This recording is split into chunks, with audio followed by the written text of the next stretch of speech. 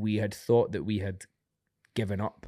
We'd thought that we had basically lost all hope of the dreams that we once had, right? Without getting mad deep, we thought that because of what happened with the bands when we were younger, and because of the way it fizzled out, that was it. The dream had died, right?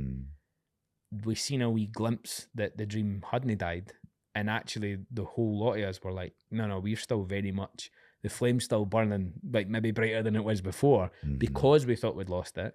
Does everybody agree that this is the right thing to do? And we did. And since then, we've never looked back. Thanks for tuning in to the After Party podcast. My guest on today's episode, Michael Campbell, is the frontman of the band Dictator. And I really enjoyed chatting to Michael. It was good to find out the history of the band, how they got together, and how they got to where they are today. We're really just chatting all things music related. So I hope you enjoy listening to the episode. If you do, please give us a like and subscribe.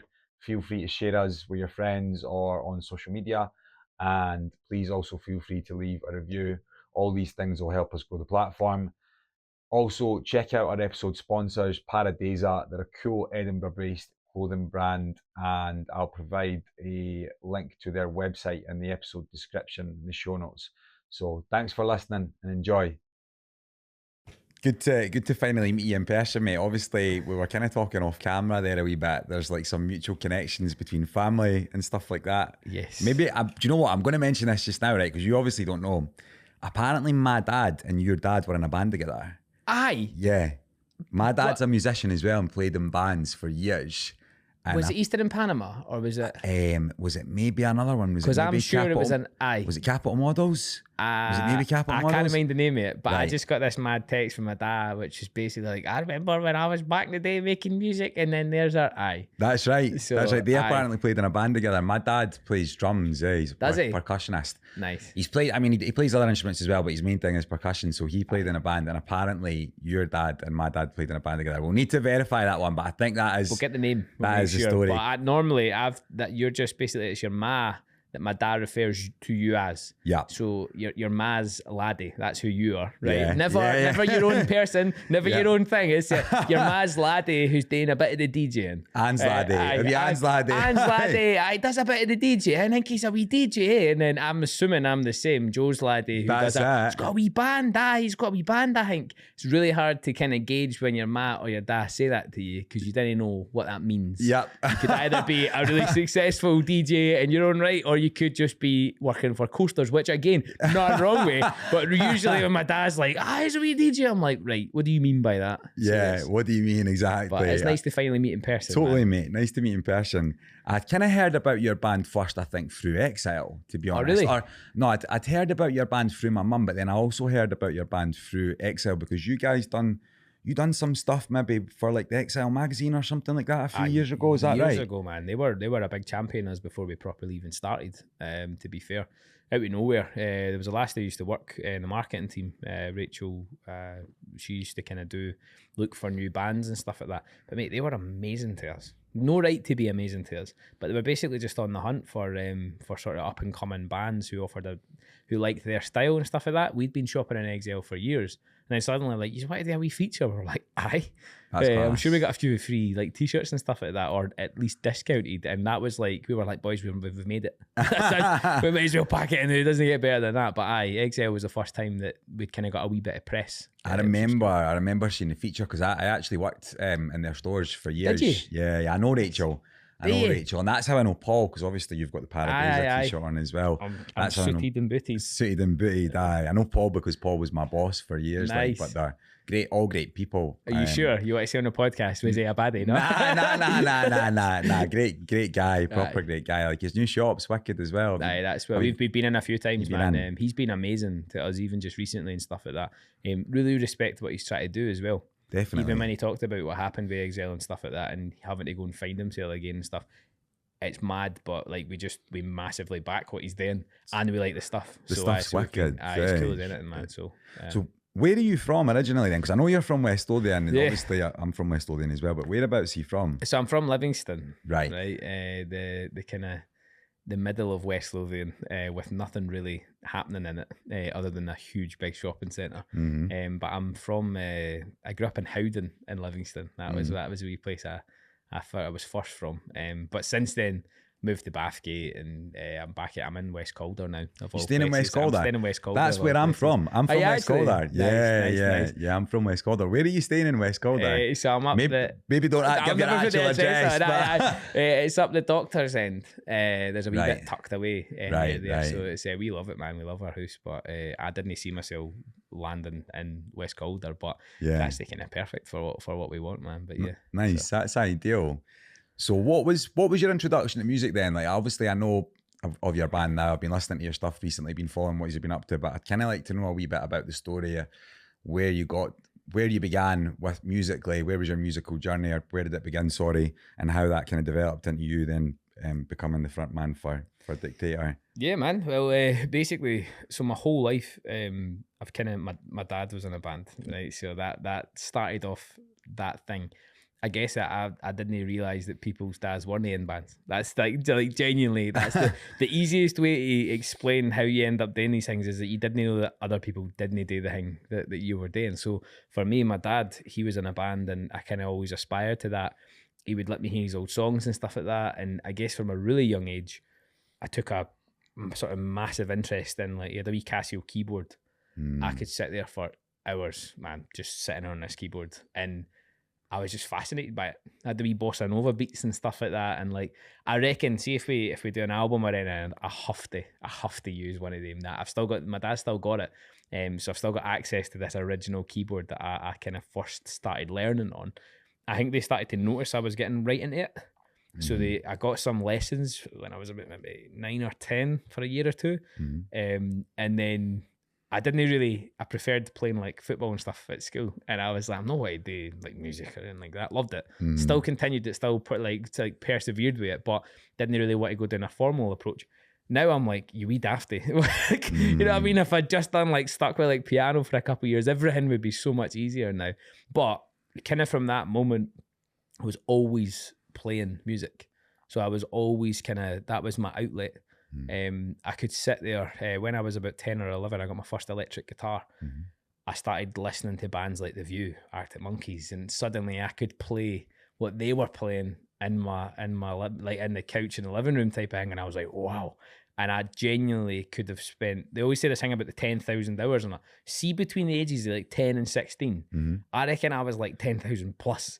The amount of hours I could just sit there, stick some reverb or delay, and just do the same thing basically consistently. So that was the sole reason for it. Didn't like kind of go into it thinking I'm going to be like, I remember my mum always told me when I went to nursery, I came back and was like, I'm just going to go and start a band. Because again, my dad was in a band, right? But when I started actually learning how to play stuff, it wasn't with that intention of I'm going to go and start a band. I just kind of started to enjoy making things, and then you get bored of learning things, and you get much more excited by trying to do your own thing, and then so on and so forth. You start sort of morphing into like, why don't we try this? And then so on and so forth. I got to secondary school. I started realizing that like basically if you could play McFly, there was lassies in primary 7 who would like, oh, that's so I'm like, I'm about to go learn the entire McFly back catalogue, right? And then it was basically for then in the first year we were like, wow, this is actually a wee chance for us to go away and start a band. That's finally. Wicked. So yeah, that's kind of stumbled into it. You mentioned there, you were at the time you were kind of like, oh, I want to play football and stuff like that. Is that like a peer pressure thing, do you think? Because I often think as well, so I done music at high school, and I didn't really stick in with anything at high school, right? But I got to the point when I started making music, and I was like, why did I not actually just like get my head down and like stick in at music at school and stuff? And you've got that opportunity, you've got a teacher teaching you, but it was almost just like at the time you were just wanted to be like Jack the Lad. Do you know what I mean? Like, no, I think that's a good point. I genuinely think it's just because it's not really normal to do it. So that's my thing, is that like, so you have to be quite it takes a lot of courage to be like, oh, I'm gonna go and do music. Like see guys who go away and like learn dancing and stuff like that. The courage it genuinely takes as a kid to do that when your mates are playing football is unbelievable because of that peer pressure. And I do think it's that. It is peer pressure, but I also think it's just outside of the norm.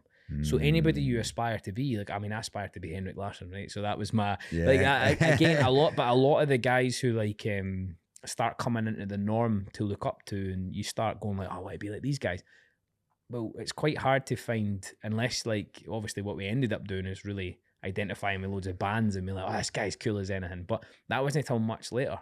At that age, everything was football. So all I was thinking was, oh, this music's really getting in the way of me playing for Celtic. You know what I mean? that was the end goal. That must have been what was going through my head. Going like, this is secondary to my aspiring like football career that I couldn't. I was nowhere near good enough. Yeah. But I loved playing football, and so obviously it just gave me loads of happiness.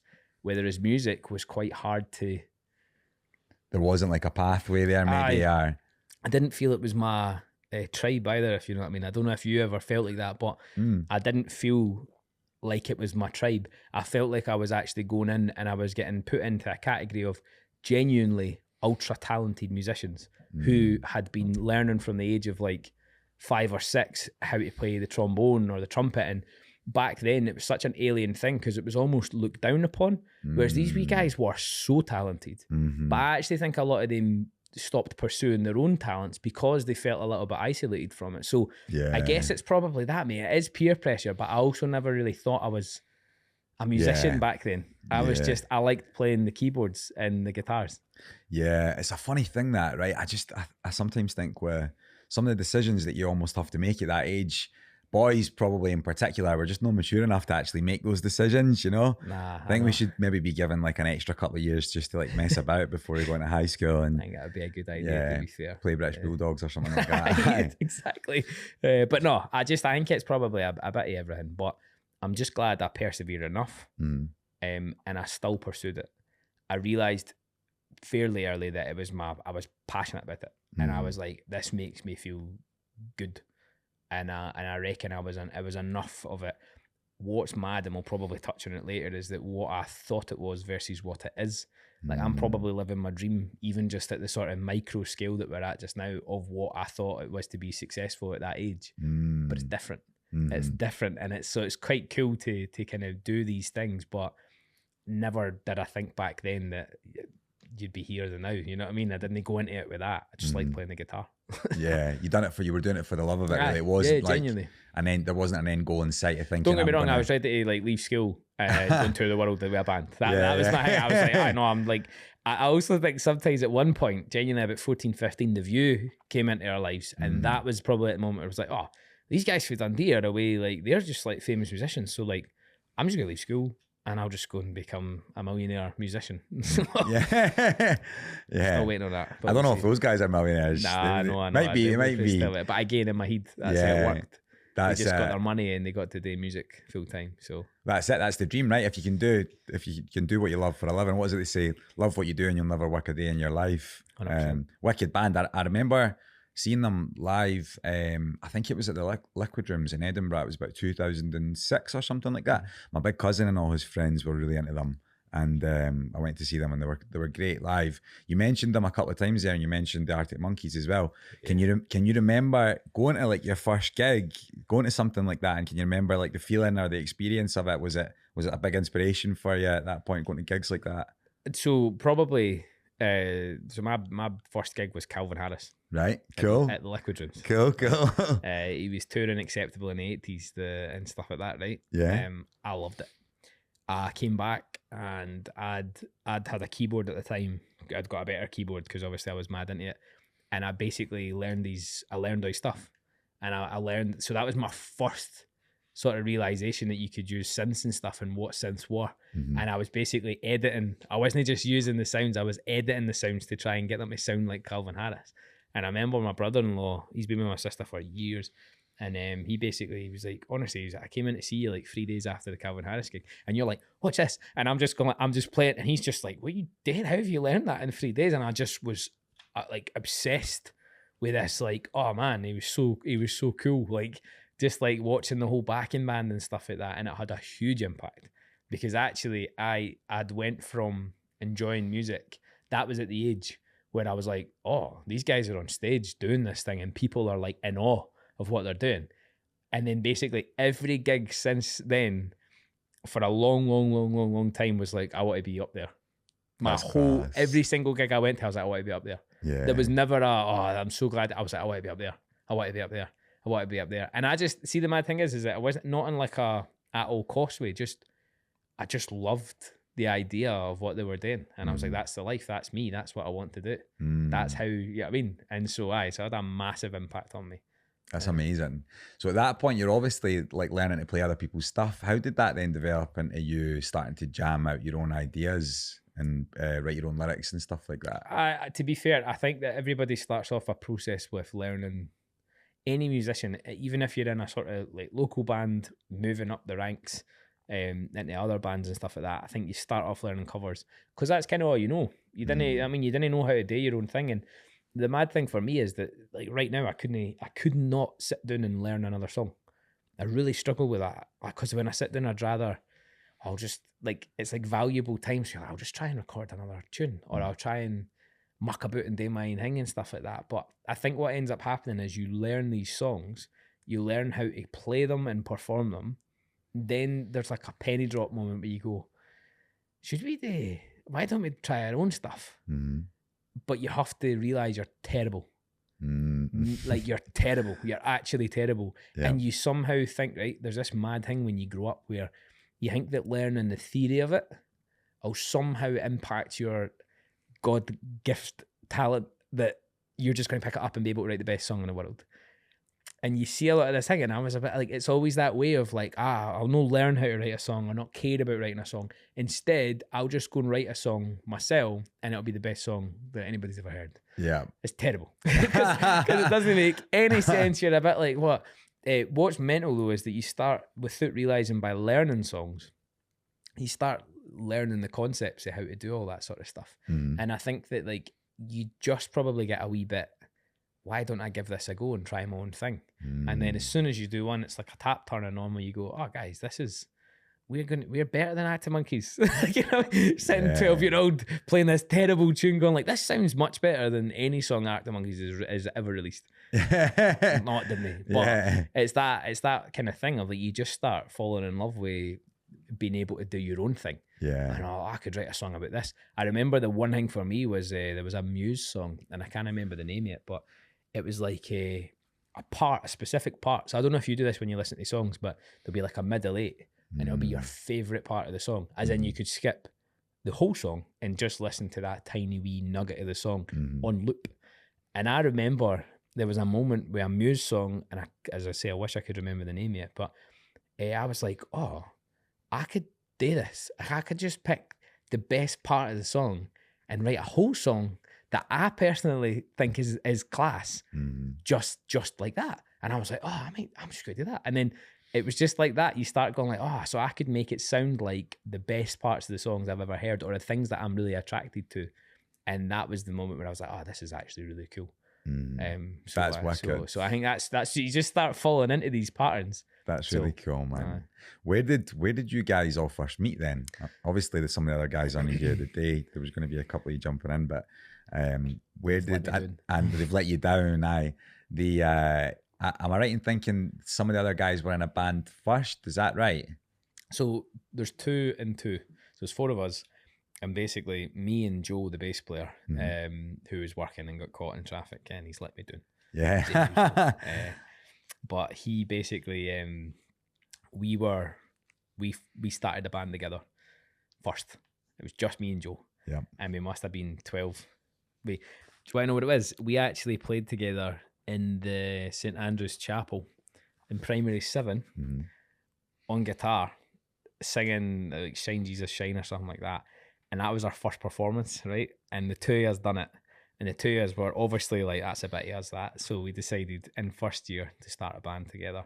We had the same music interests. Joe was a really gifted footballer at that age. So again, it was a conflict there, because we were like, oh, and he's still a good footballer now. He's just done his knee. So, you know what I mean? Can he play? But genuinely, the 2 years were like moths to a flame with that. So we were like, oh, do you want to start a band? And he was like, aye, 100%. Zach and Alan, they're like a year or two older than us.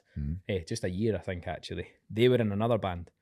Now, they had already been through exactly the same rounds of what we had done, and they were almost like they were like a couple levels in front of us.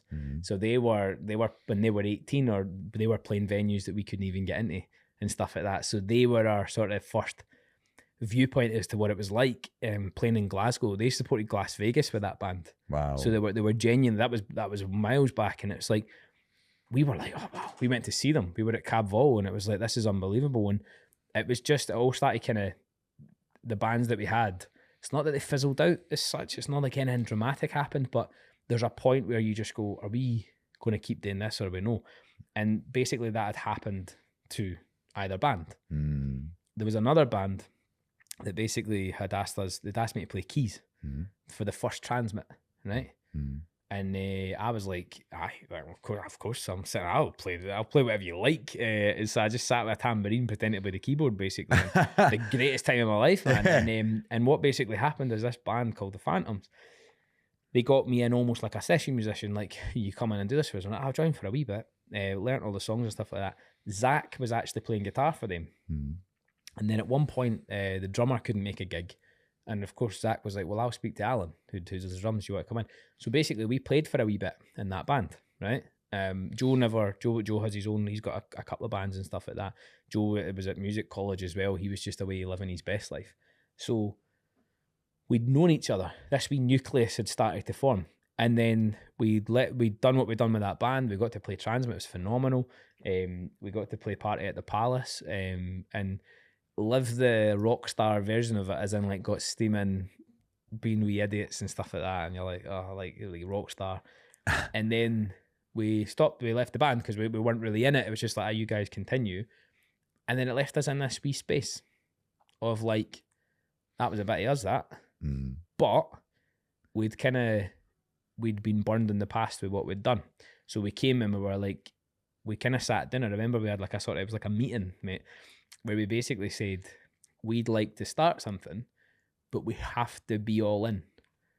As in, we have to be professional. This can't be like because we'd gotten our bands to certain points. We'd got almost on the cusp of what you think would be success. And we knew how to get to there. We also knew what had prevented us from being able to really push on. And we all had to sit down and say, like, there's a cost to do that. You can't just be like, having a pint of wine at Party in the Palace and be like, yes, come on. That's no who we can be if we want to be where we want to be. And it was that chat where all of us just went, yeah, no, we're all in. We agree. And we started off, and it was like we just set like a sort of couple of standards at the start, just being like how serious to take it, what we expect of each other. And really, it was quite a boring, it was quite a boring, really mature way to actually sit down and go, we want to have a good go at this because there's going to be some amazing things we might get to do, but we can't just let it happen for us. We have to go after it because we had thought that we had given up. We'd thought that we had basically lost all hope of the dreams that we once had, right? Without getting mad deep, we thought that because of what happened with the bands when we were younger, and because of the way it fizzled out, that was it. The dream had died, right? We seen a wee glimpse that the dream hadn't died, and actually the whole lot of us were like, no, we're still very much, the flame's still burning, like maybe brighter than it was before, because we thought we'd lost it. Does everybody agree that this is the right thing to do? And we did. And since then, we've never looked back. We've never encountered any of the issues that you would usually expect within a band. We hate each other at points. Yeah.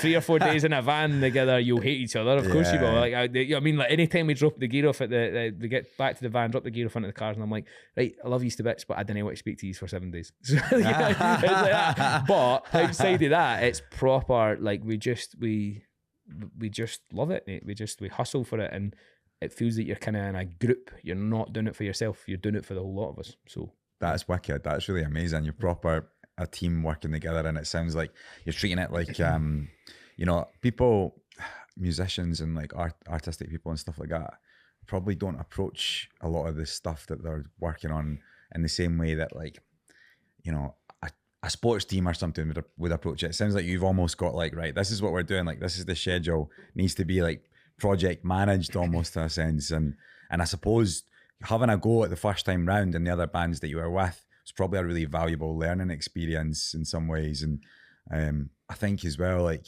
once momentum does slow down, like as a musician or an artist and stuff like that, it's maybe almost harder to like pick things back up again. Like maybe to form a new band and go like, right, we done this that time, like this, we know how to do it better this time. It sounds like a really good way to do things, to be honest. And if you're all gelling together as well, I suppose. And yeah, it feels like we were lucky to find we all just kind of came at the right time together, and we were just mad into it. And even musically, we'd all agreed what we wanted to sound like, who we wanted to be like, who we were going to be, and all that sort of stuff. So yeah.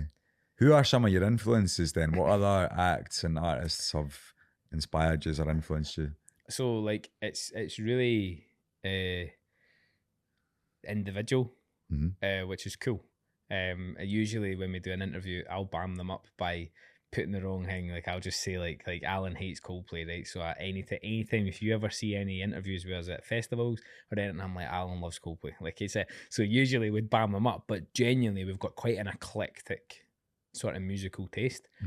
Till right now, my influences, who I've just listened to in the car, Young Fathers, Glass Animals, and the Mary Wallopers. I don't even know them. So the Mary Wallopers or Wallopers, depending on how, but I think it's the Wallopers, right? Mary Wallopers are an Irish folk band, right? And they've, especially during COVID, they blew up, and they just do Irish folk songs. I love them now, right? It has no bearing on our music, well, it does, because you'll listen, but they're like, it's almost punky, right? The sort of what they're talking about and stuff, and we went to see them at Isle of Wight. Love them, like genuinely love them. I know all the words to all the songs, and I was like, it's been ages since I've got like that with a band, if you know what I mean. Yeah. That's no, like, it's not like they are our massive influences. As a band, one of the bands that we look up to and want to be like is like Gorillaz.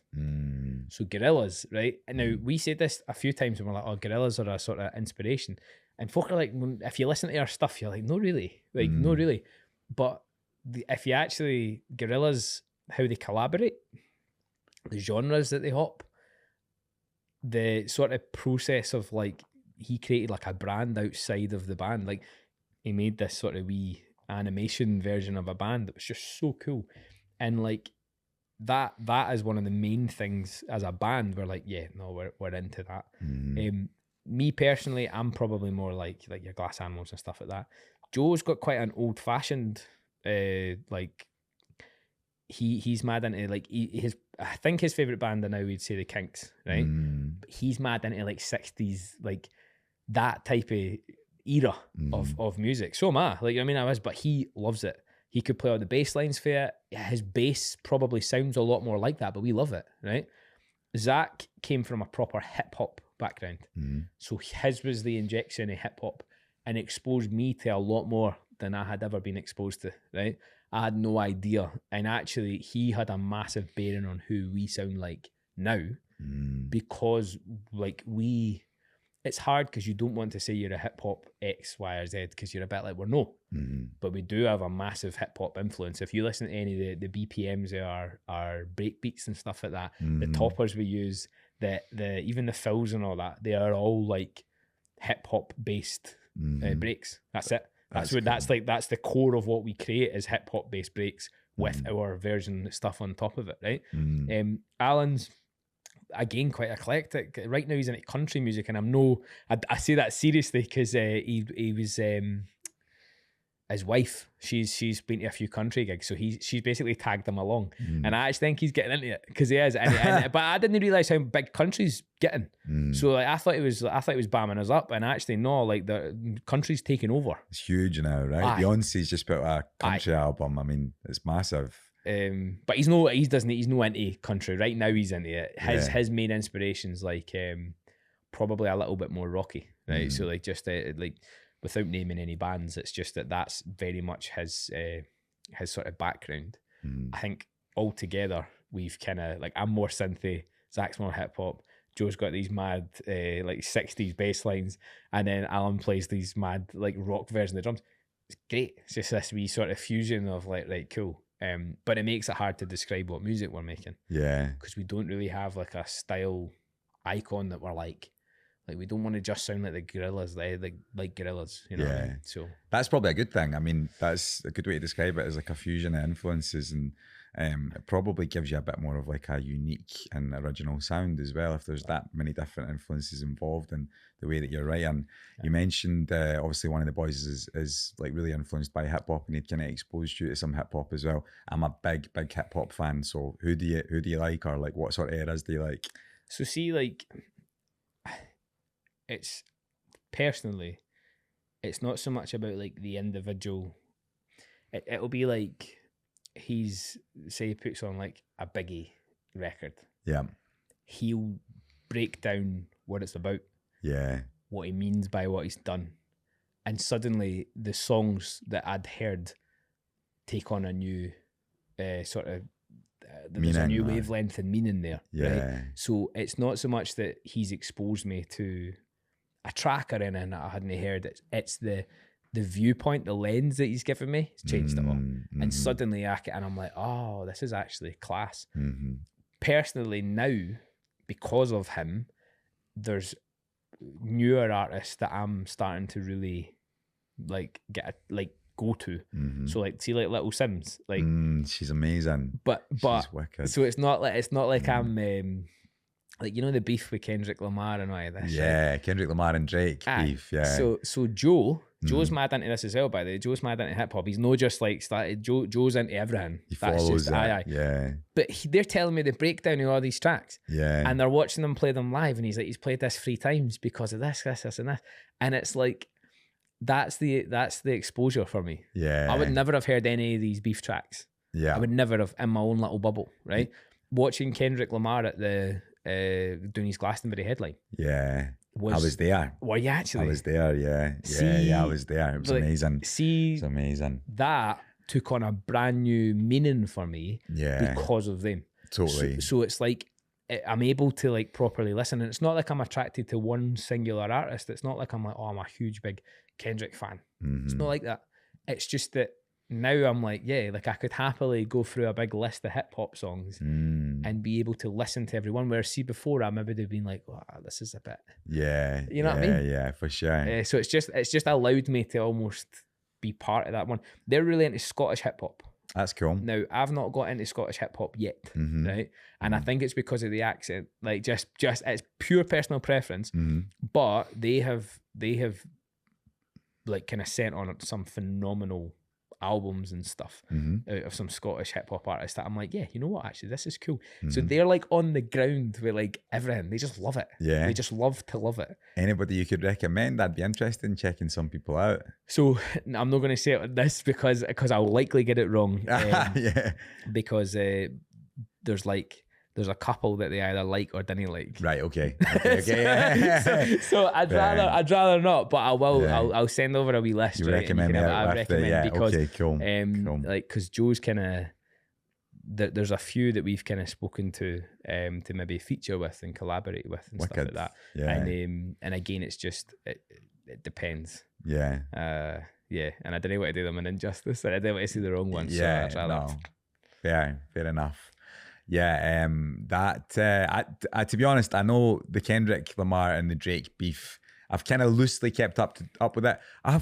I like, obviously that's part of the culture, right? With the hip hop culture is like the whole beef culture and diss culture and stuff. And I think it does make almost like, it's like makes good sport of it kind of thing. It can be entertaining, but then there's a flip side to it as well, where sometimes I'm like, oh, like obviously the whole, like the most famous story, everybody knows the whole situation with like Tupac and Biggie and stuff. I don't know what happened. Something happened with apparently something happened at Drake's house. One of the bodyguards got shot or something. And you think like, it's good if it stays in the music, but you don't want to hear about something like that happening, somebody dying, you know. I don't know if the guy died, but yeah, you just hope that nobody's gonna. It's mad, and it can take on a total different like direction and stuff like that. And again, being in the midst of it, and like J. Cole and you know, and it's yeah. and it's a bit like that's I know. The what was the story behind Kendrick? Because I saw that he done that song 3 times. I saw that on the. So there was a significant reason. Right. What that reason was, I don't know. But it was at the end of the set that he'd done. Yeah. He played it 3 times. Yeah. And it was to signify something. Right. It was to signify like either, I don't even know, it was the disses to date, the albums that they'd released, or a track on the album that he'd released that referred to Drake and whatever, right? Right. It's like that. And again, it's like they're telling me all this stuff and I'm like, yeah. What? They're obviously really into it. They're mad into really it. Like they get caught up in it, but I kind of love it, man, because it's just like when we were in the van, they were telling me, that's cool. I'm like, sometimes it goes over my head, but yeah, there's like a lore there, which is like, I kind of mad. But see my personal, see Jay Dilla. Yeah, Jay Dilla's productions are amazing. So that amazing. If I was to, that is my home of like, yeah. If there was any sort of like, but that was before Zach. Yeah. That was my, I can take a lot of inspiration from that. I think, as I say, it's all about the lens that I've been kind of given. And I actually think that's really important in loads of different genres, by the way, to actually explain like, no, this is who he is. This is what it means. This is their backstory. This is why they make the music. And you're like, even the beef, like, I was saying, like, what's this? I thought it was a joke. I was a PR stunt. Yeah. So I'm like, bodyguard's getting shot, and I'm like, whoa. And then they start saying all the subject matters, the songs, and then you're like, what? And then like they keep like, I'm like, this is mad, mate.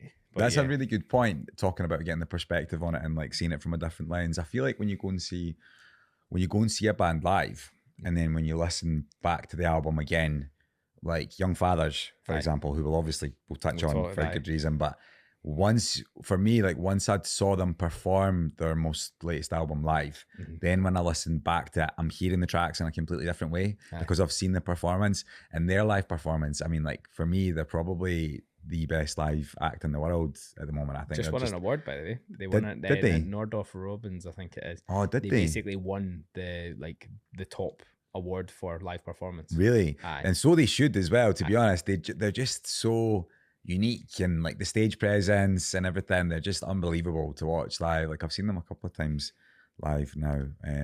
You guys, I know that you supported them just a few weeks ago, right?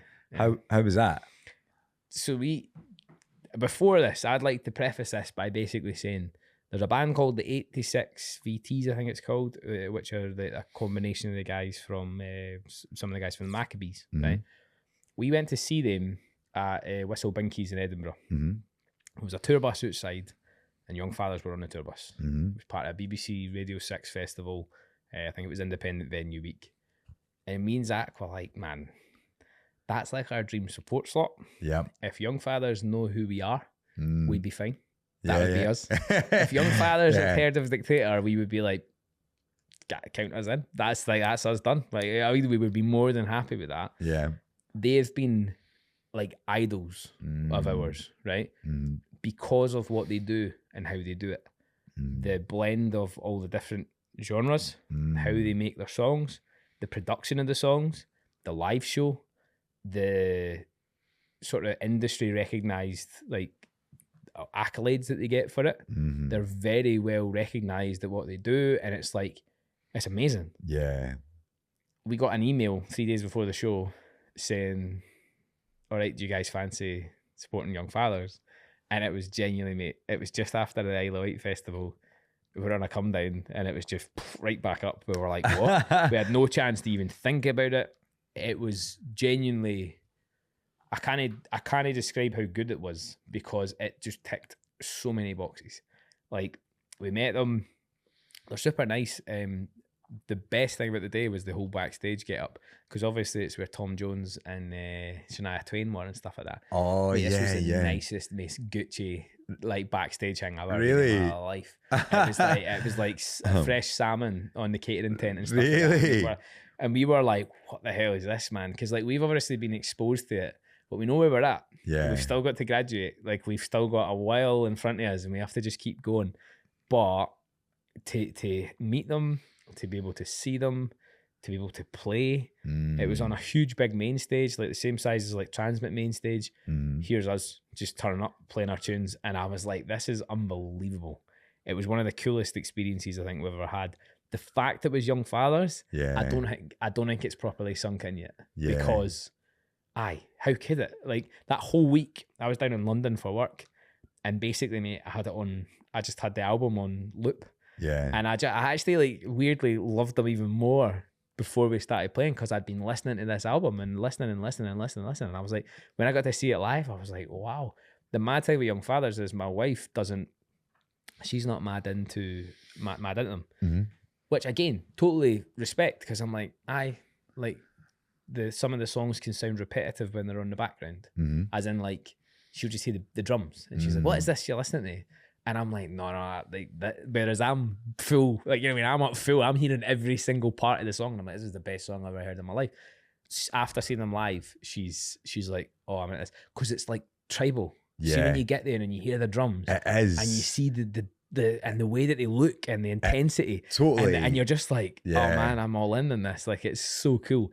And then, as you say, it changes your perception afterwards. 100%. That you're right. Tribal. There's something like the way that they sort of carry themselves on stage and the drums and stuff. The drums are quite unique, right? Like the way that the patterns and stuff that are getting played. Like I feel like there's something about it that's really original, but it's almost got like some sort of tribal feel to it.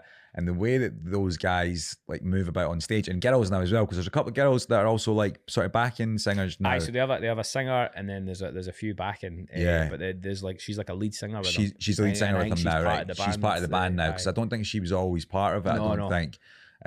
But me, the last time I went to see them was with my girlfriend, and she was like, "It's so feral, like it's so like, you know, the way that just what there's something about it that's like really tribal, right? Yeah. Like the way they move and stuff. It's funny that you said that your girlfriend appreciates it more after seeing them live, and I think that is definitely the case with them for sure. They're one of those bands, but for me personally, I think the best live act I've seen in like the last long time anyway. They're just doing something different as well, man. Totally. It was such a cool experience. Right in front of Stirling Castle as well, which was just that's class. That's really cool. Is that a cool venue? Aye. So they've got the stage set up like in the grounds in front of Stirling Castle. So you've got Stirling Castle in the background, you have this mad stage. And at the end of the night, we were burst, to be fair. And me and my wife were on a wee beanbag, just taking it in. And like, you could just look up, there's Stirling Castle, and they're just like, and I was just like, this is the coolest thing. Like, the fact to get joined in the coolest thing in that whole day, as in playing it, was the fact you're on the big tellies. Because you're on the big tellies. We had no idea we're on the big tellies. Because again, it's like, it's 100 miles an hour whenever you do these things. And I can only imagine, like, I think No Name was playing Glastonbury. It was either No Name or Self Esteem, right? Who were on the bill with us, and they were phenomenal, so much better than us, right? As well as Callum Easter, who's in the band. Yeah, I know. I've met Callum Easter a few. I've actually met the guys before, because one of my good friends, Ayman, shares a studio space with them. Nice. Yeah. See, we basically, my thing is, so Callum was there, he was having his dinner. I'm not going to go up to him and speak to him. I find that, you know what I mean? Like, and I really enjoyed his set, and I wanted to go up and say, like, mate, I really enjoyed that. But it's so strange when you're in a sort of backstage environment, because I'm like, this guy's having his dinner. Yeah. Does he want to be told how classy he is? And I don't know. And I'm sitting, and you end up overthinking it, and you end up going like, I didn't want to think that I'm like this moody guy. Thinks, yeah, I mean, it doesn't. But genuinely, that whole day was just phenomenal, man. It was just once in a lifetime type gig. That just the way the offer came in, the way it done. One of the weirdest things as well is that we do a lot of sweaty gigs. Yeah, we're up and down the country in a wee splitter van doing sweaty gigs, right? And see, sometimes you never see anything back for them. You never see anything back for them. Everybody will tell you that it's training. Everybody will tell you that it's miles earned and all this sort of stuff. However, that day, it was like the Friday, mate, we got asked for all these things, and we had everything. And I was like, it was like a glove fitting on, like, they were like, have you got like a Vectory? And we were like, yeah. Can it be ballooned up? And we were like, yeah. And they were like, have you got this? Yep.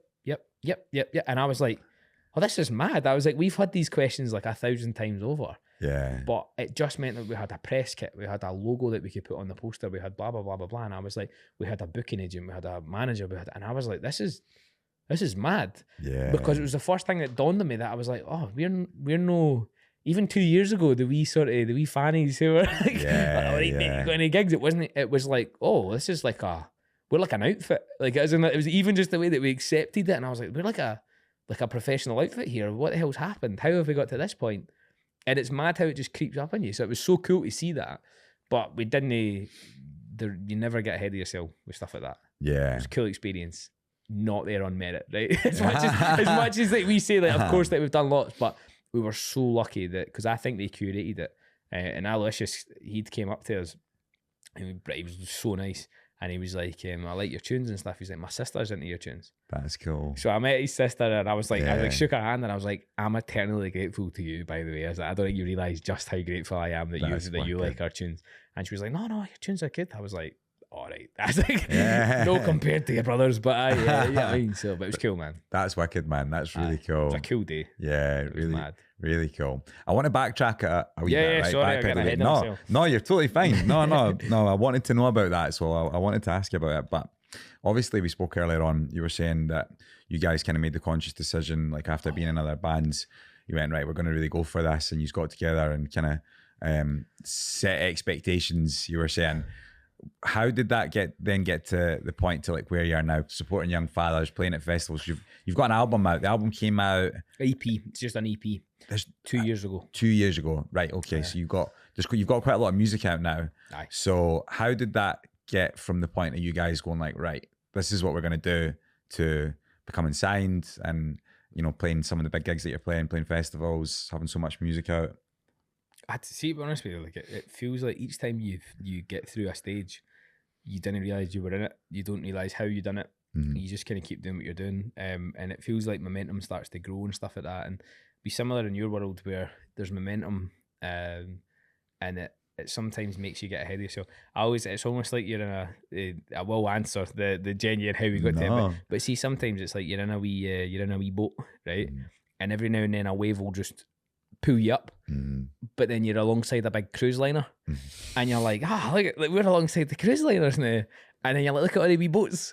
You forget that you're just a tiny wee boat. You're nowhere near that. But in our world, it can almost give you these wee insights that you feel so close to the sun, to the sort of holy grail. You're like, wow. Then you come right back down. Yeah, that's happened a few times and it's not to think that you were like, oh yes, boys, we've made it. It's just that you think you're almost not entitled, but you think, oh, brilliant, these things are happening. No, but things can happen. But what you can't let them do is detract for your plan. You have a set course. You're the one who sets it. You're the one who does the things to get you to where you want to be. And every now and then there'll be wee flourishes, but there'll be peaks and troughs around you and stuff like that. And that's what it feels like. So see, sometimes when people say like, oh, how did it feel to get signed? Probably quite underwhelming because we were just like that. But actually we've been speaking for months, and actually they like to sort of cut of our jib. We'd explain what we were trying to do. And what's mad for us is that if you were to ask us like as a label, what's your plans? We're not just vibing. We are vibing, but we're not just going to be like, see, we know exactly what our plans are. We will go, like, we're going to do this, and this. And I think sometimes people are like, oh, wow. Like, so like, you're not just like riding a wave, and it's like, no, well, we could, but we're not going to get any fruit for that whatsoever. Yeah. So I guess like what's happened is these tiny, tiny wee things have started to happen and fall into place. And before you know it, you're like, oh, we've got all the things that we thought we needed 2 years ago when actually we didn't, and now we need them. And actually it's like they've just naturally happened. And I always got so annoyed when anybody would say it just happens naturally because we're all impatient. And you're like, but how did you get it? How did you find like a label? Well, we never. The label kind of found us at So Far Sounds, kept an eye on us, decided they wanted to start a label, reached out to us to say, listen, we're considering starting a label. Would you boys be up for working with us? And we went, aye. Here's what we're planning on doing. Would you be up for working with us on that? And they said, aye. And then we were like, great. And I was like, right, well, we need to properly sign. And then suddenly we're part of Black Hole Records. It didn't feel like you know what I mean? It didn't feel like that. And then all of a sudden, as you say, when we start getting a team of people, you start getting bigger gigs. You start having more and more to do. It's harder to sort of keep on top of. So then you start asking for help. And like someone that we spoke to, like fairly senior in the music management world, gave us a really big bit of insight where he basically said, like, people always ask how you make it as if like, what was your make or break? And he was like, there's like a network of people around you. And he was like, it's not a singular person on that network who'll break you. He was like, but suddenly, if you're like the biggest festival promoter in the world, and you've got a music lawyer who's like, oh yeah, I'm working with these guys called Dictator, all right, and then suddenly he goes and speaks to a booking agent, and they go, no, I'm working with these guys called Dictator, and they go, all right, and then you go round, and then suddenly this guy's going like, why have I not heard of Dictator? Yeah. Who are Dictator? Yeah. And then suddenly you get interest that way, and see that was like because that's what it's like. You can't plot your way through that. You can't decide who says what, but you just have to make sure you're professional. You have to make sure that everybody's kind of clear as to what you want, what they can get from you, etc. And everybody likes you, which is why that whole thing about just being nice and stuff, 100%. Totally. Because actually it can go in the opposite way. Yeah. And that's where it's like, actually, I can totally understand that now. Yeah. And obviously you've got to make good tunes. People have got to like you. Yeah. You've got to build a community and stuff like that. But again, it's like a singular leg of everything. Your tunes, your fans, your shows, your blah, blah, blah, blah, blah. And then suddenly, like Young Fathers, they've got an amazing live show. If you'd never heard of Young Fathers, your word of mouth about their live show would encourage you to go and listen to Young Fathers. And it's like, wow, that's one of their many prongs that it's working for them. And it's like, so it's kind of went incrementally. We've went from playing like really small shows to relatively big shows with a team of people. And I guess it's because each time you get through to the next round, you go, we need a this. And then you get it. And then you go, we need a this. Okay, you get it. And then suddenly before you know it, you've got a huge, big team. You know what I mean? Yeah. So it's not any one thing, you know what I mean? It's like a compound effect to everything. Yeah. But it feels so tiny. Yeah. And I know people talk about the compounding and the atomic habits of saying that tiny wee things. But it is that. Yeah. Slowly over time, you've got this huge sort of crew of people that you can just sort of rely on, and it's cool. That's a good, really good insight into it. Have you read that book? You mentioned Atomic Habits. I've heard good book, right? It is a good book. It's a good book, yeah. Which is it is quite interesting, just obviously making tiny wee changes and how much you can do. But I'd always seen it. I took away from that book, by the way, that it's like if you buy a bar in your back garden, you're basically investing in getting steaming. Yeah. like versus whereas if you buy a gym, you're investing in getting healthy, right? Totally. And I was like, and I remember that was because I think everybody in West Lothian grows up and like, you've got some mate's dad who's got a bar in a back garden. Or that's the coolest thing ever, man. Especially over COVID. And it's like, that was it. And I remember reading that book and it was like, well, actually, to be a boring grown-up a wee bit, it's like you think about it for the next 40, 50 years, what are you actually investing? What are you investing your time on? Yeah. And that's what it's like with music. It's like, well, actually, are we better doing these things that maybe make us uncomfortable? Probably, because if we do them now, then we're going to be so much more prepared. Like even the thing with Young Fathers, like even how we perform and play live and our setup and stuff like that, we took it so seriously for a wee gig that you wouldn't have to take serious. A wee gig that you could do off the cuff. But it made that gig so much easier because we didn't change anything. We weren't changing anything. And it's like, that's such a tiny wee thing that has such a massive impact in like 5 years. So, yeah, 100%. That's great. That's really cool, man. You're the second person that I've had on the podcast that's kind of dropped that, mentioned that, and we spoke about that book. Yeah, nice. Mark Ewan, really good guy, MMA fighter. He was talking about that book as well, or he mentioned the book. It's a great book. Yeah, but that's wicked. It sounds like you guys like really take like the right attitude and approach to everything that you're doing, and it's obviously paying off. I wanted to ask you, what's the creative process like for when you guys write music together? Then I know that you write the lyrics and you do a lot of the writing, but how does it work where you guys sort of collectively coming up with songs and stuff? So I write the tunes, right? Yeah. So like I write the tunes and the lyrics and stuff, but how it usually works is I'll demo a tune. The mad thing is over the course of the last 4 or 5 years, my demos have started getting better and better and better. And so actually quite a lot of the demos now reach the final track. So there was a point where like 10% of the track would reach 10% of the demo would be on the final track. Now it's like much higher because I know what I'm doing. And actually, like, so say daft things like if anybody plays the synths or anything like that, quantizing, right? So then if you do that quite a bit, right? At the start, I was like, nah, because I'm playing it live and stuff. We daft things that you start doing in small changes, you're like, actually cool. And quantizing, for anybody that doesn't know, is just basically making it on time, making sure that like the if you're using a synth, that it's on time, so that it's not just kind of hanging off the beat or that. Yeah. Small things like that mean that you didn't have to go into a studio and then redo the entire track again because it's slightly off time. Yeah. And you start getting so clean and effective at how you do it. So I basically make these demos. Personally, how I start that depends on the wind. Like it genuinely depends. Quite a lot of people just go in similar, like just a blank canvas, like an artist would, and just start painting. Mm-hmm. Kinda. I personally work better if I have a reason to write a song. So I personally like to work better off like, I want to write a song about this, or this is a sort of theme that I'm kind of thinking about and stuff like that.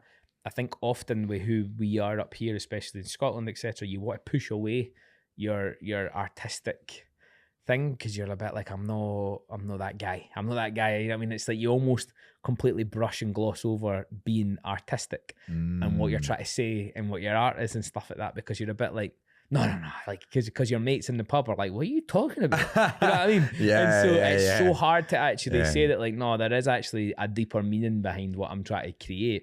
It usually signifies something in my life or what's happening in the world or whatever, and it's a bit like, I usually pick something and that starts off a wee inspiration, and it could be anything that starts that, but that then forms the basis of like I personally think we would love to do a concept album.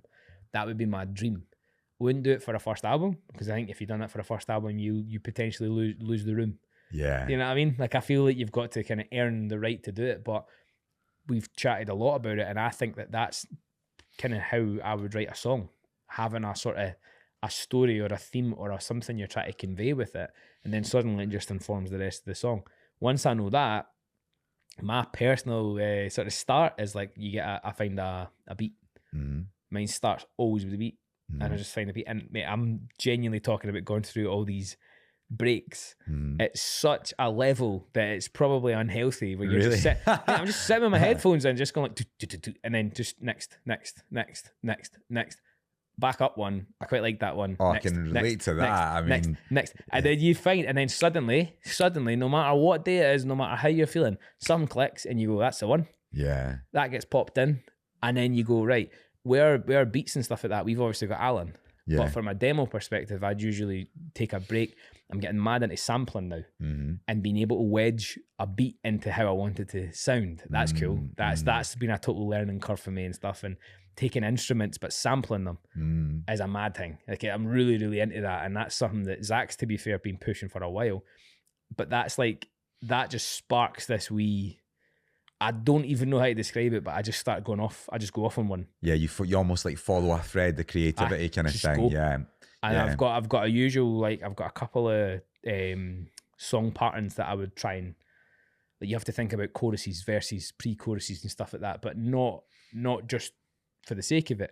You just kind of go on this wee thread, and then you just start this tiniest little thing, and then suddenly you start adding and adding and adding and adding.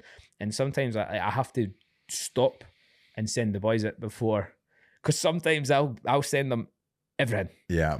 And I'm like, and then it sounds, if they like the sound of it, Joe will be sitting there with his bass, and it's almost a bit like, mate, I'm the bass player and I have to write bass parts, and I'm like, I know, but that does sound class. And he's like, it does, but I have to just let them find space within it and go away and do it. So we'd usually demo it. I'd send it to the guys. They'd go and have a listen to it like so many times. You think about it, how it is, what spaces you've got, where you would put things, where you take things away, and then we would maybe jam it a few times. We would try and run it. We'd try and see how it sounds. What do we like? What do we want to move? The big things is, we are not precious with the songs.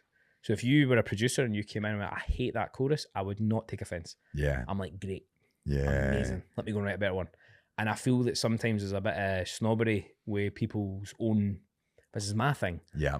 We love working with producers who are like, I'm not really into that, because it lets me get challenged or explain myself. Yeah. I remember we worked with the guys at Seven West and basically had this song on the EP, and it was like, it was mad. It was like song of two halves. So it was like big beat and then nothing. And they were like, that doesn't really make musical sense. And I was like, no, it doesn't. And then I explained the backstory of it all, and I was like, it's supposed to be like a cam at the end. And basically they were like, oh no, that sounds class actually. Like, and it's explaining the background, and there's a story, and it's like, oh no, cool, keep it. Yeah. And sometimes like that. So I basically will demo it, and then the biggest thing for us is in the studio itself, when you take it to the studio, because we're so open to interpretation on that day. We are not a band who goes in there and says, this is your finite part, do not change it.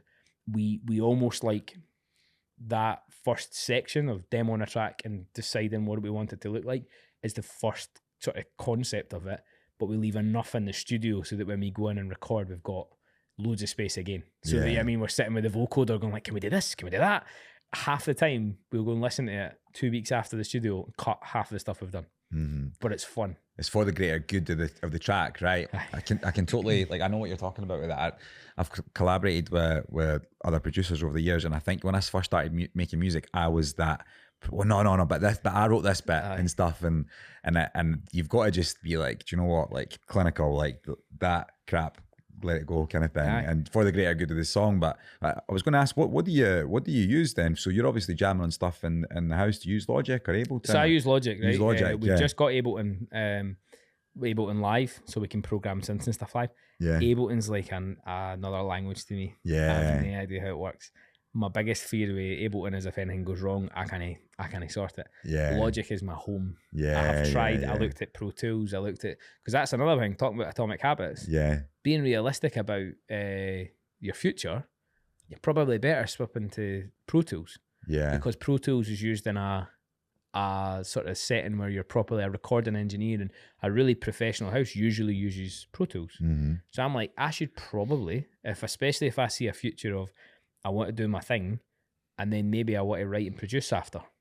So that's like a genuine sort of career thing. You're like, well, you could do your thing, prove yourself, get to where you want to be, and then you've got a sort of write and producing career after it if you truly wanted to, right? I'm like, maybe I should be using Pro Tools. Can I?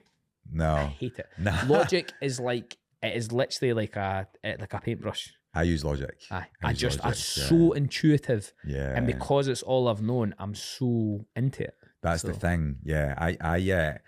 I've used Ableton for certain things, but sometimes I'll say to myself, right, I think it would actually be worthwhile investing time into Ableton, because I think for dance music, I'm not sure for like the style of music you guys are making, probably much the same, to be honest, but like for dance music, there's certain things about it that just, it makes the whole process like flow much better.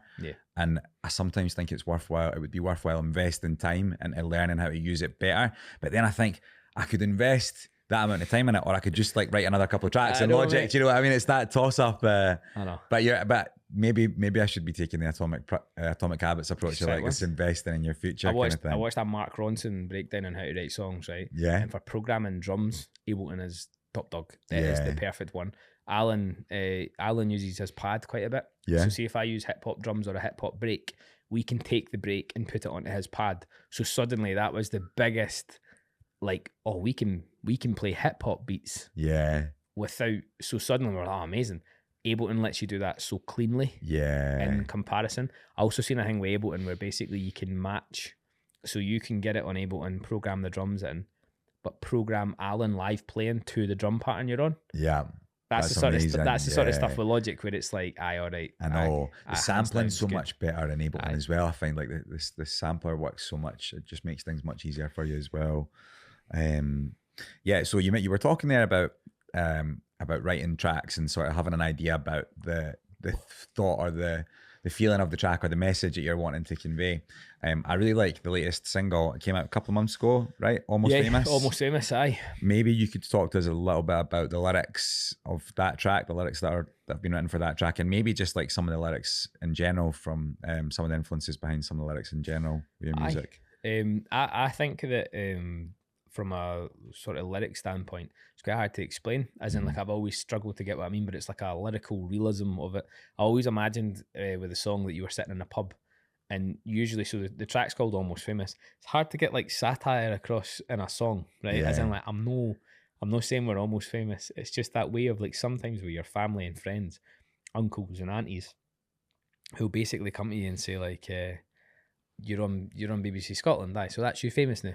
Yeah, like we were talking about before we came. And it's like, that's you famous now. And you're a bit like, no, really, no, nobody knows who I am, and we've not got any form of success that you'd put us alongside that. But it's like, well, you're almost famous. And it's that way of like actually sometimes in a pub or And they mean it totally good spirited, by the way. But it's that way of like there'll be an old guy at the pub saying like, just like, just take you write a tune, that's you. ticket to the big stuff. And I'm like, you know what I mean? And it's like, oh, you can just sell that tune. Where am I selling tunes? Where am I going to just find somewhere to sell the tunes? Like the tune market, like it's that thing. You're like, you're just sitting there going, I'll go and write one song and that's me. No, it doesn't work like that. Yeah. And actually that it turns into this sort of thing of like, whenever anybody says that, I'm like, I wish it was that simple to be able to do whatever. But they kind of say like, no, you're no for here. You're for the big lights, you know what I mean? And you're a bit like, no, I'm really like, you know what I mean? It's just like I'm fighting for my life here. But it's like, it's just that concept as a song is what's called Almost Famous, because it's like a play on that, like what he's doing here. So like we played Isle of Wight and then someone will bump into you at Tesco. What are you doing here? You know, you just played Isle of Wight. I'm like, I'm just getting my shopping, mate, because you know what I mean? It is like people, it's almost like ruining the mystique of it all, because they think you should be in a Hollywood mansion. That's it. And you're like, mate, I'm in the same gaff I was in on Friday. Nothing's changed. And in fact, I'm just getting to fulfill a lot of these musical highlights in myself. So if you listen to the lyrics and stuff like that, it's a lot about that. And like see, when anybody says they're in a band, I still, in my head, I don't know what it is. It's just in our nature to imagine that you're sitting in the garage playing with your pals, which again, mad respect for, and actually that is actually quite fulfilling, right? I just automatically assume that whenever I say I'm in a band, I think the person's going to think that, and you almost want to be like, no, like I'm playing festivals and stuff. That doesn't, like, I don't have to prove it to anybody, but it's that way of like getting that across. And like, my uncle's in a band.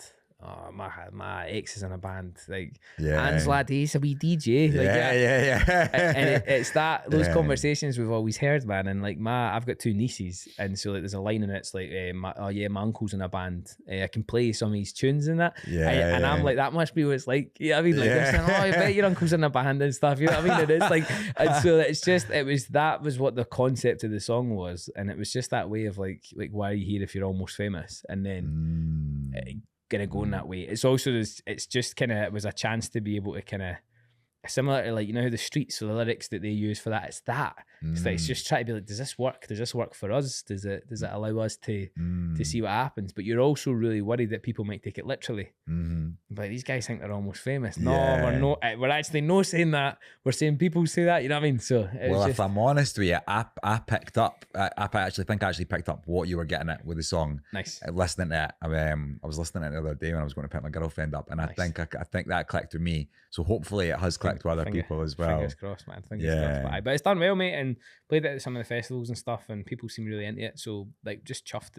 It's just one of those things where like you just want to keep releasing and keep going, and yeah, I mean, it's nice that people like it. So that's wicked. Are there any of your own tracks that are particularly special to you for any reason, or? So there's a couple I'd say, man, but like weirdly, the next batch of tunes that you ever do, I don't know if you're the same, but you're listening to a tune now that you've done maybe a month or 2 ago 1 million times. I'm sitting at the gym listening to my song by me that no one's heard, because it's like I've got a fine tooth comb. And I'm going like, is everything perfect? Is everything absolutely meticulously perfect, so that then we could go and get it mastered and send it out? So we have like, we'll be releasing an EP towards the end of this year. And we'll hopefully start that really, really soon. I actually can't wait to get it out. But that EP's been with me for the last 7 months. As in, like, that's been like the soundtrack to my daily life. And quite often with people who write songs and do all that stuff, people forget that we listen to our own songs because we like the songs we're making. We don't make songs we don't like. We like songs that we think are our favourite song. You know what I mean? Yeah. You have to listen to it and really, really think, do I like this? Do I not? Do we have to change anything? Is it too late? Is it too blah, blah, blah, blah, blah?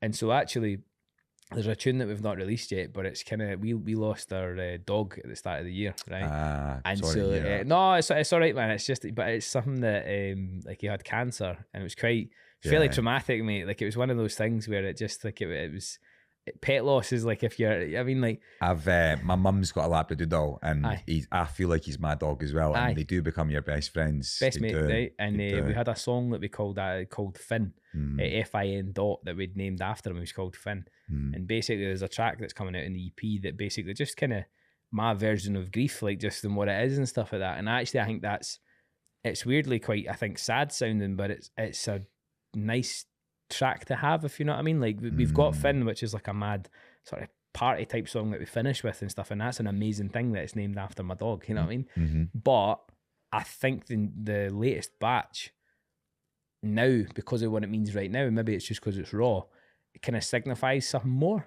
And actually that's the thing about it, it's like I've always conscious about when you write a song not to write about anything that's going to be regurgitated a million times.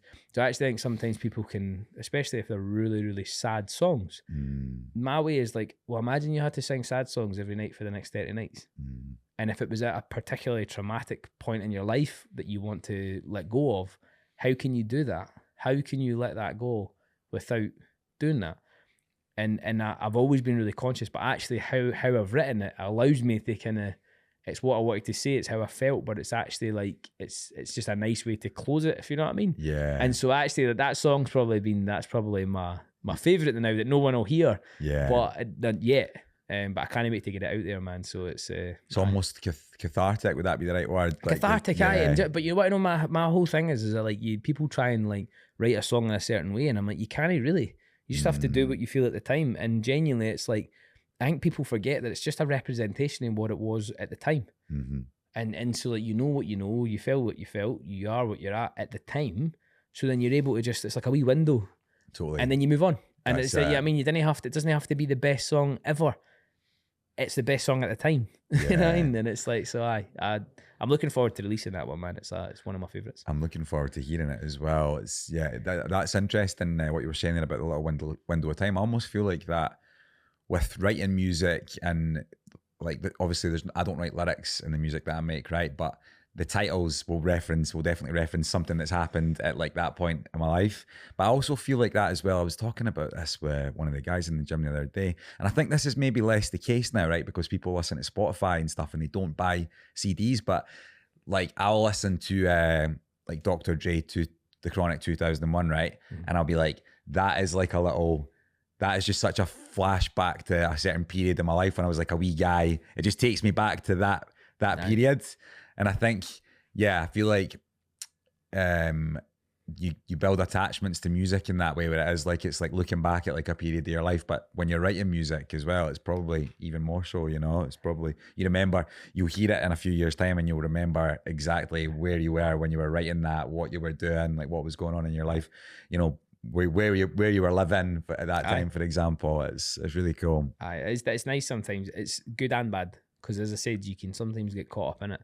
And that's the mad thing, and that's why sometimes you try and have a wee bit of distance, so you can put it down a wee bit, because that's actually one of the things is that you're a bit like from what I can see, from what I've spoken to people about and stuff like that, is that no one really talks about that. As about like, especially as people who are troubled and find art as their form, their outlet, but sometimes they can get so invested in the outlet that actually it's like that can become that it's problematic as well. And it's like it's that way of like doing it, and that's always been the way I've kind of thought about it. But it doesn't mean the songs aren't personal. It doesn't mean that I can say what I want to say and I do whatever. But it also just makes you really think about what you're trying to say. And then you be like, okay, well, fine. And I think that's one of the sort of best things about writing lyrics is that you mean what you mean, you say what you say, and when people interpret it, like I'll write that song about my dog, and it'll be about grief. But I genuinely, if you listen to it, it could be like people will maybe think about like a partner or that anything, but it's what it means to them. And people always say, they always ask you what the song's about, and they're always like, oh, what's it about? And I'm like this, and they're like, oh, I thought it was about that. And I'm like, well, it kind of is, because you've decided that. Like that's the best thing about it, is that it means that to you, which is class.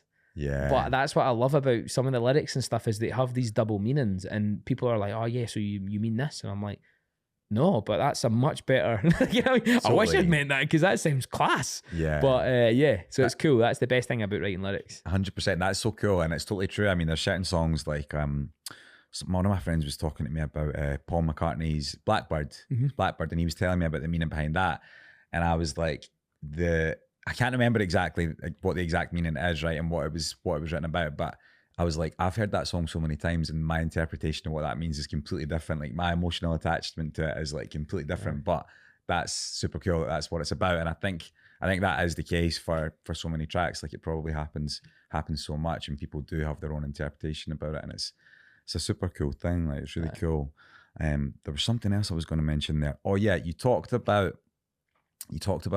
listening to your tracks on repeat, like you're in the gym and you're listening to it and you're trying to perfect it. Do you find that when you're listening to something as much as that, right, when you're listening to the same thing, do you start to lose perspective on it a bit? Can you be like overcritical with the perfection of it? So the best thing to describe is we're not perfectionists. Okay. Right? So actually the opposite. So again, because I see it as like a window, it's like the train's departed. So you do it, that's it. Yeah. The biggest thing is like small changes mean the biggest thing at that point. So it's not that we're trying to perfect it in any way. It's just that like we listen, there's a song coming out and say for instance it had a vocal effect in it that we all kind of just accepted. And we were like, it's a bit mad sounding, but it's cool. Well, 3 months go by and we ask for a version without the effect. Yeah. Suddenly the song sounds totally different. And we're like, cool. And so like we'll farm it out to people, let people hear it. We'll say, what do you think of this? What do you think of that? And for me, I'm always just trying to think of like, just when we send it for mastering, is there anything more or less? What's the mix like? Is that too loud? Is that too?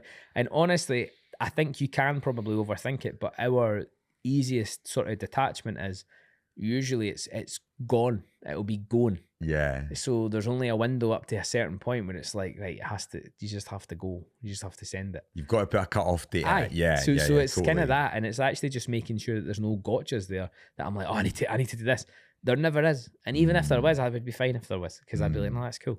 Because I'm on to the next project, if you know what I mean. You can't just, I feel people get bogged down by trying to perfect it. Yeah. And I guess for us listening on repeat, we are in a sense perfecting it, but we're totally open to the fact that we almost can't go, we're not going to go and redo the song. Yeah. It's small mix notes. Like genuinely, see if I'd let like my other half hear it, or like even you who's into music and you understand the concepts of what we're, you'd probably be like, aye, all right. Like, you know, like you'd probably listen to it and go like, all right, aye, so you're going to get him to change that. Whereas to me, it is the biggest, I'm like, oh man, hey, bring the bass down by 3 decibels there, eh? And people are like, aye. I can relate to that so much. Yeah. It's like, that snare's just like there's a little bit too much high end on that snare or whatever. If you were to play it to somebody else, even me, I'd be like, aye. Yeah. If you played A and B, version A and version B, you probably would not notice a thing. Like, that's what it's like. Can totally relate to that. Totally relate to that. Another thing I wanted to ask you, right? Is there a story behind the name, or how did you come up with the name Dictator? So there's been a few stories kind of passed around, right? I think Zach initially put it forward. He was like, "What about Dictator?" The things we liked about the name is how it sounds. So Dictator's quite the pronunciation is quite there, you know, and you have to dit and then nick, and you're like, it's quite. There's also I remember at the time Alan hated it because of the play on the word dick, right? He was like, that's just going to be, people are just going to use that. Little did we know that we'd be the ones, like, so we're sitting there like signing things with, like, and we're like, it's just a bit of fun. I actually think at that time we took ourselves too serious. So try to be all like prime out, and now we didn't care. And actually it's like, it kind of came in, and then Zach, so how I described writing songs, he was a bit like, you're a bit like a dictator anyway, because you just kind of turn up and tell us what to play, right? and so that was the sort of joke. It wasn't like that. I'm not saying like, no, you can't, but he kind of it just fit. And then like we got a few versions of the sort of logo done, and it was just a total, we were like, aye, something about it seemed right.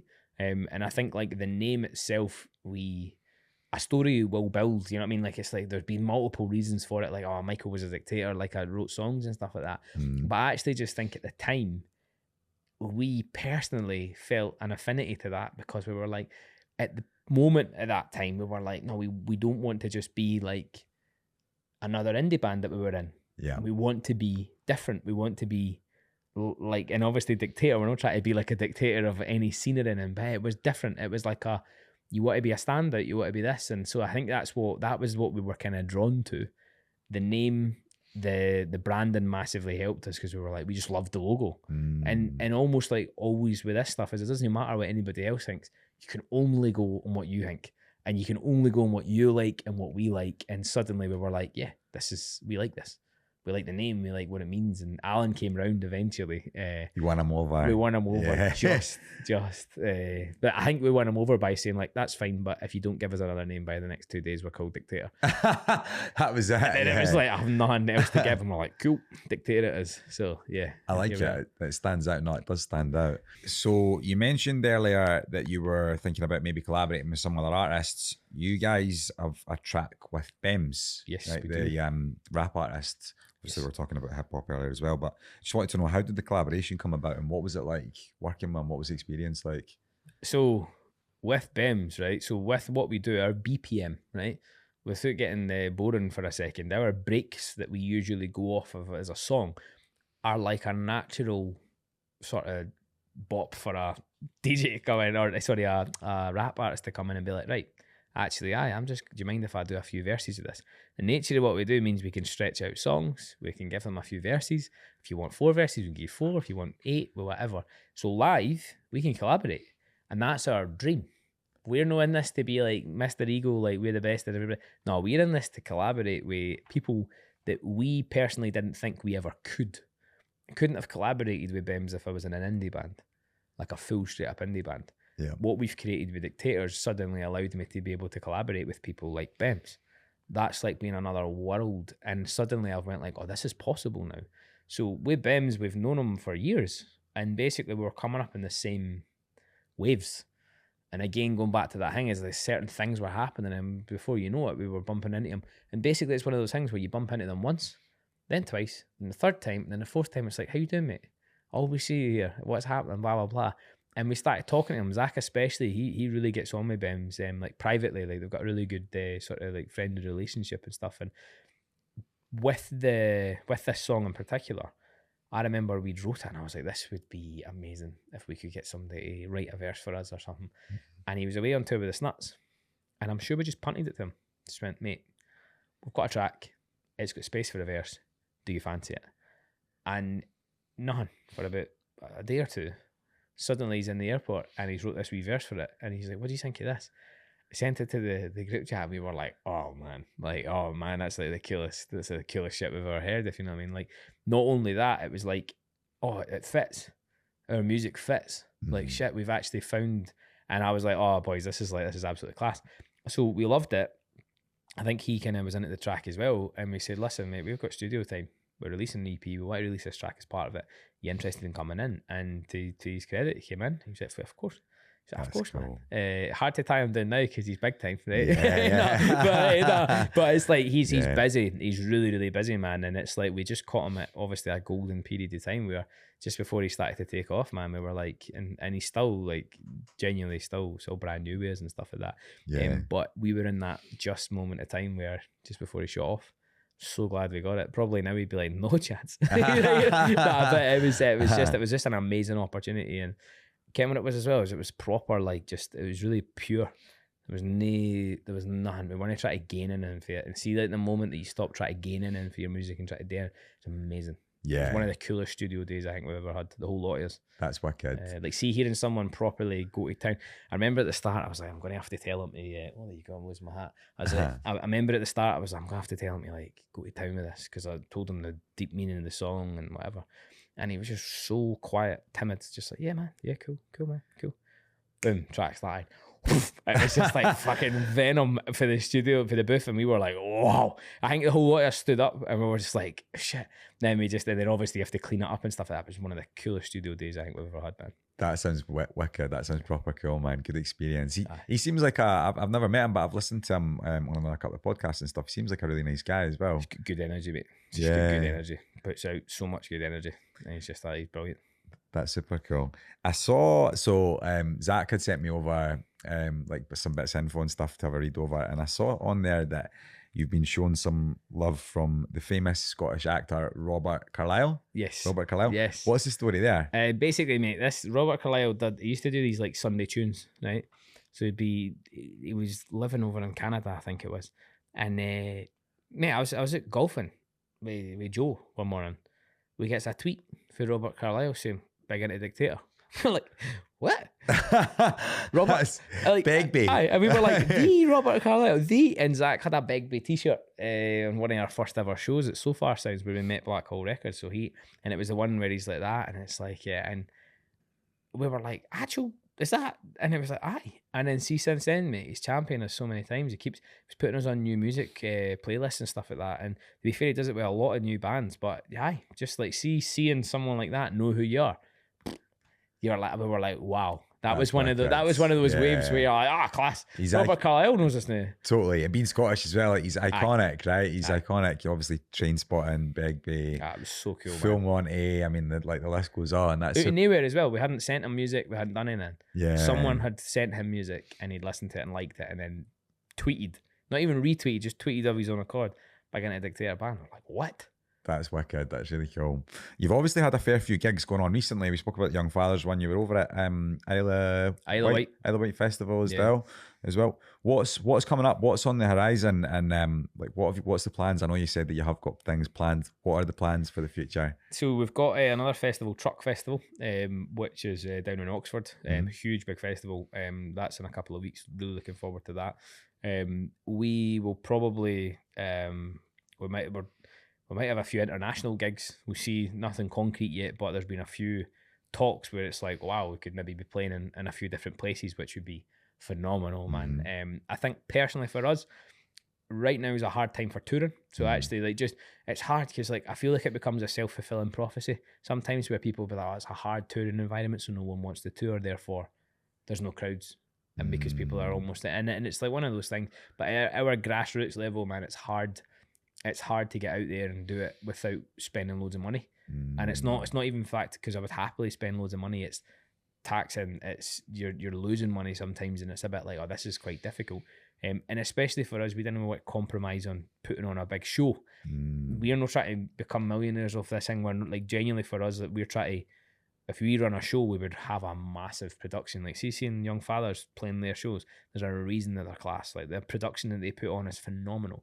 We are so into that camp. We're so into that camp that it's all about that, because then suddenly you can create these amazing sort of moments, and it's like, oh wow, that would be so cool. Yeah. So for us, we just need to pick carefully what we do. I think we'll probably do another UK tour, and it will probably coincide with the EP. So the EP will release hopefully when that goes out, we'll tour a little bit after that. But it could well be either the tail end of this year or the start of next year. You have to rely on a lot of availability and stuff like that. So I think for us, we just want to focus on our next big round of shows. But in between them, we're trying to capitalise on like festival slots and getting to like a whole new audience and really challenging ourselves to play in front of people in different ways and stuff like that. So we've not got anything concrete, hence why I'm not like, hey, come to this show. I feel it's much better that way, because actually when we do, we'll have a big show. We love Sneaky Pete's in Edinburgh. Yeah, it's a great venue. Mate, I'm not joking. See, even if we get to like a big high level, we'll be back at Sneaky Pete's. Yeah. We'll do like a 7-day run. Because we all love it. Well, a lot of people do that. I mean, there's a lot of massive DJs that would easily sell out bigger venues, and they'll play at Sneaky Pete's just because they love their venue. Man. You know, it's a really cool. I wouldn't be surprised if there's a wee Sneaky Pete's chucked in there this year, because we just love it. Nice. I'll try and get along. Aye, we'll be, because we just love it, and it's not even about like, mate, even if nobody bought a ticket, we love playing it. We love Sneaky Pete's, so I would not be surprised we'll chuck a wee sneakies in there. What about the EP? Do you know when that would be? So the EP, hopefully we'll start releasing that this year. Right. It may well be, and it just depends on the timing of it all. Yeah. So basically, we have to schedule all the releases and stuff like that. So we want to hopefully begin releasing it this year. Yeah. It may well be in first half of next year the actual EP comes out then. Yeah. Just because if we want to run any vinyls, if we want to run any sort of physicals, we have to give that time. Yeah. And I know we could sell it all, release it, but then no one would get it. We'd rather everybody had it when it came out. So we're just waiting on the final thumbs up for that. Yeah. So, but we will start, regardless of what they tell us, we'll start releasing it this year. So people should keep an eye out for it. Keep an eye out for it. You'll not be able to miss it. Yeah. By the time it comes out, it'll be everywhere. We'll be pushing it like nobody's business. So, nice. So for anybody that's listening that wants to go and check out more of your stuff or give you a follow, what are your links, social media handles and whatnot? So basically, just search Dictator Band. Yeah, that's what to do, right? Dictator Band on Instagram, Dictator_band on X. Yeah, still what I call it Twitter, man. Yeah, same. I never even knew it was. X. and then Facebook Dictator Band. Follow us on Spotify. Spotify's got 10 times better. If you are, follow us on Spotify. It's actually pretty good now. It lets you, becoming a little bit more like Instagram for artists. I think they're trying to push it in that direction. So, but they've got everything linked to shows and stuff like that. So it's quite a cool one for us. You can also go to dictatorband.com. There you go. So yes, we've got a website registered well, yeah. a registered website. Thank you very much. Nice. Well, listen, thanks very much for coming on, Michael. It's been really good speaking to you, mate. Really enjoyed it. Nice to, as we said at the start, like nice to actually finally meet you in person. No, finally after all these years. And stuff. No, thank you very much really for having me, mate. Good man. I've really enjoyed talking to you. Thank you. Thanks. Sweet.